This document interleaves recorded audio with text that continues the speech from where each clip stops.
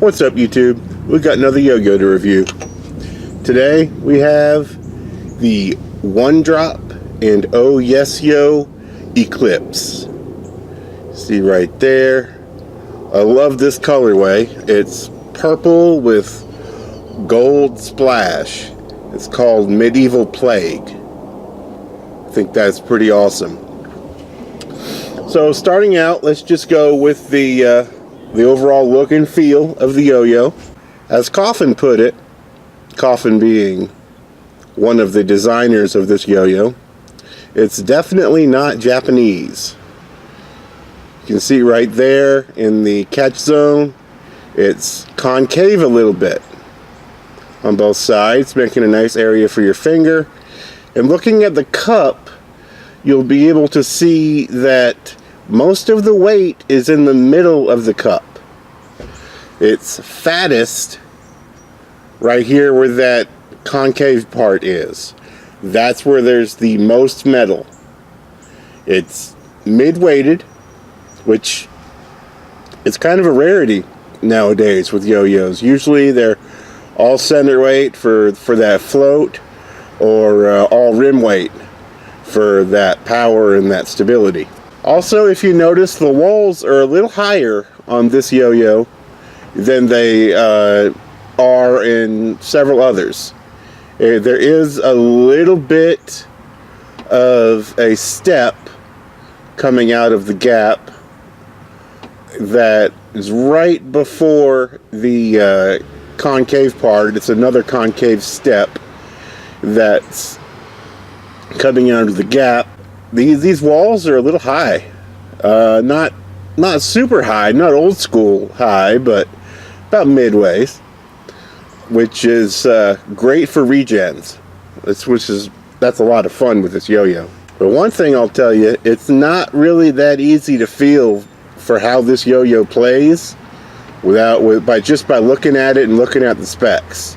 You really have to throw it to see what all the rage is about. So I've had this yo-yo for about 3 weeks.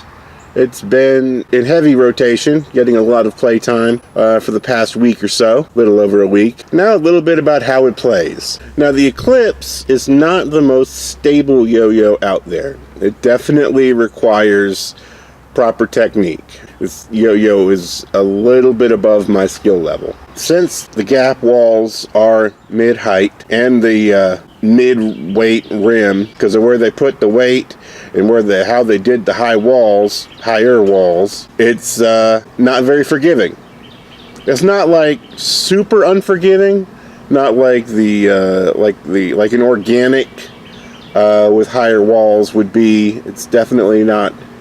It's definitely more forgiving than, say, the Drop Overture, the Rain City Skills Showgirl, the COYW Peak 2 are some yo-yos that are not as forgiving as the Eclipse. And in case you were wondering, just given the overall specs and the design, this is most definitely more casual a yo-yo versus competition oriented. This is just for relaxing, fun time, throwing yo-yo. Not going to necessarily win any competitions with it, since it is a little bit prone to tilting, but it's still fun just the same. It's not terrible, but you do have to mind your technique.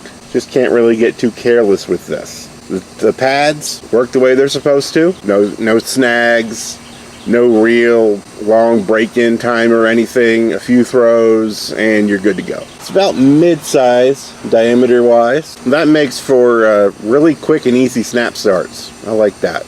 Since I'm still perfecting my snap start, it's good whenever I come across a yo-yo that works really well with my feeble snap start technique. And the catch zone is still pretty large. You just need to be mindful of your plane management when you are catching it on the string. 'Cause if you hit it diagonally with a little off kilter, then you'll lose spin, you'll tilt really quickly with this yo-yo. But still, an ample catch zone, so we're going to talk about comfort. Look at the concave catch zone there. Feels great for fingers, especially if you have large fingers, which we've been over that, I do. It's one of the most comfortable yo-yos I have. Ergonomically, this feels great. And have any sharp catches.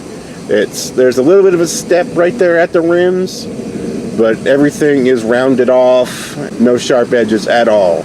It's a nice, satisfying catch. And talk about smooth. I don't usually do the fingernail test for Vibe because I don't really care that much, but this yo-yo is ridiculously smooth. It's one drop smooth. If you've heard that, the one drop they don't put out a bad product. Super smooth. Now, who's it for? That's the big question here. This yo-yo is for the player or collector who's looking for a bit of a diversion. If you are tired of the same old, if you have enough floaty yo-yos so that you're happy there, you have enough rim-weighted, powerful, stable yo-yos, you're happy there. This yo-yo occupies a middle ground. It's unique. It was designed to be a breath of fresh air, but there is one thing I will say. I would not recommend this yo-yo to anyone looking for their first one drop or their first unresponsive, their first metal yo-yo. It's more of a collector yo-yo, I think. It's got a special character to it that will fill a gap in your collection. There's nothing on the market quite like the Eclipse. So if you already have some of the requisite one-drop yo-yos, like the Top Deck, the Markmont Classic, the Summit. There's some one-drop yo-yos that you just need to have. A Countach is one, whether you get the regular Countach or the Countach 5000 QV. I would consider some of those the requisite one-drop yo-yos. The Eclipse, not so much. It definitely has a place in your collection because it doesn't play like anything else out there. But if you're looking for stability, power, ease of use, you might want to look at it before gravitating toward the Eclipse. So if you're looking for a yo-yo that doesn't play like anything you have, then is a great choice. Go ahead, buy it new, throw it all the time, enjoy the heck out of it. It's a fun yo-yo. If you're kind of curious, you're not really sure, maybe you don't have some of the other more popular, the requisite one drops, as I mentioned before. If you already have some of those, this might be one for the BST for you. I really enjoy this yo-yo. It can be finicky since my technique isn't really up to snuff, but I love the feel, and it's worth it. It's the extra correction, the extra fiddling that I have to do is definitely worth it and not a problem at all, just because of how fun this yo-yo plays. Just how fun it is. And before I throw it around, I'll bet you would like to know what Andy thought. Andy's my buddy. He comes over, we throw about once a week. It's just another opinion on this yo-yo. For his opinion was it's not very user-friendly. He would appreciate one that's more rim-weighted with lower walls, that's just a little easier to use. That has a yo-yo that has fewer quirks. So that's what Andy thought. And it is fairly smooth. It doesn't feel like a blast, and it doesn't feel like Pyramat. It feels like somewhere in between. I'm not sure if it's just a good Pyramat. I should have said this earlier when I was talking about how it plays. Grinds are fine.